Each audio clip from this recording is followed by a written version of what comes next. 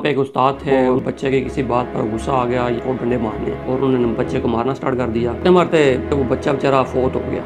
अपनी बात का इतना पक्का था कि वो उसकी कब्र पर जो बकिया छड़ियाँ रह गई थी ना, वो उसकी कब्र पर जाके वो वाली मार के आया और उसने 100 की 100 पूरी की। अस्सलाम वालेकुम। पुराने ज़माने की बात है कि हमारे गांव के करीब ही एक गांव है, वहाँ पे गवर्नमेंट का बॉयज़ हाई स्कूल था। तो वहाँ पे एक उस्ताद थे, उनको बच्चे के किसी बात पर गुस्सा आ गया या उसने उनकी बात वगैरह नहीं मानी, तो उन्होंने उससे कहा कि मैंने तुम्हें जो है ना 100 स्टिक्स मारनी है या 100 डंडे मारने हैं। आपको पता होगा कि पुराने ज़माने के जो उस्ताद हैं वो काफ़ी ज़्यादा ज़रा क्या कहते हैं, थोड़े रोबो दबदबे वाले होते थे और उनका जो है ना काफ़ी ज़्यादा अपने बच्चों के ऊपर रोब होता था और वो जो बात कह देते थे ना वो बस कह पूरी करके छोड़ते थे, वो अपनी बात से पीछे नहीं रहते, मतलब कि वो उसूल के बड़े पक्के थे। उन्होंने भी ऐसे किया कि उन्होंने कहा भाई 100 छड़ियाँ तुम्हें मारनी है और उन्होंने बच्चे को मारना स्टार्ट कर दिया। मारते मारते कोई ऐसा मसला हो गया कि वो बच्चा बेचारा फोत हो गया।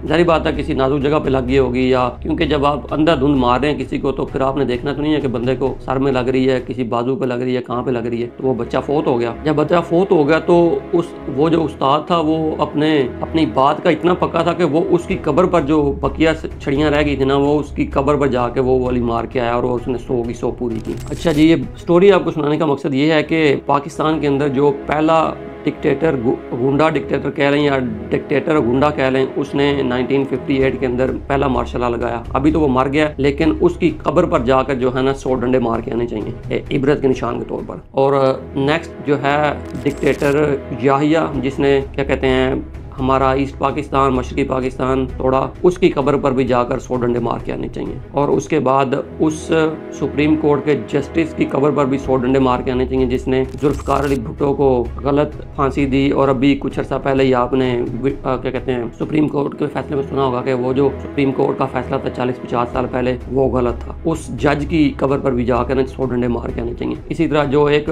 डिक्टेटर है ज़ियाउल हक, उसने कुरान मजीद पर हलफ उठाया था कि मैं 3 माह के अंदर इलेक्शन करवाऊंगा, लेकिन वो 11 साल तक पाकिस्तान के ऊपर काबिज रहा। उसकी कब्र पर भी जो इस्लामाबाद के अंदर बनी हुई है शाह फैसल मस्जिद के सामने, उसकी कब्र पर भी जो है 100 डंडे मार के आने चाहिए। इसी तरह जो है एक डिक्टेटर है मुशर्रफ, वो भी अभी मर गया है, तो उसकी कब्र पर भी जाके जो है ना 100 डंडे मार के आने चाहिए, ताकि इन लोगों के लिए इबरत हो कि हमने जो जुल्म किए हैं, हमने जो 5-5 हज़ार डॉलर लेके लोगों को दुश्मनों के हवाले किया है या और भी बड़े ज़्यादा जुल्मों सितम किए हैं, ताकि इनको कोई इबरत हो, जो इनकी आने वाली नस्लें वो भी याद रखें कि जब आप किसी के ऊपर जुल्म करते हैं तो आपके साथ भी इसी तरह ही होगा। और अभी वो वक्त दूर नहीं है कि ये जो जस्टिस क्या कहते हैं, अभी जो चीफ जस्टिस रिटायर हुआ है फाइज़ ईसा, ये भी जब मरेगा ना, क्योंकि ज़िंदा का तो आप कुछ कह नहीं सकते, क्योंकि ज़िंदा की उन्होंने इतनी ज़्यादा सिक्योरिटी दी होती है कि आप उसको कुछ नहीं कह सकते, लेकिन जब मर जाएगा ना तो फिर इसकी कब्र पर भी जो है ना 100 डंडे मार के आने चाहिए,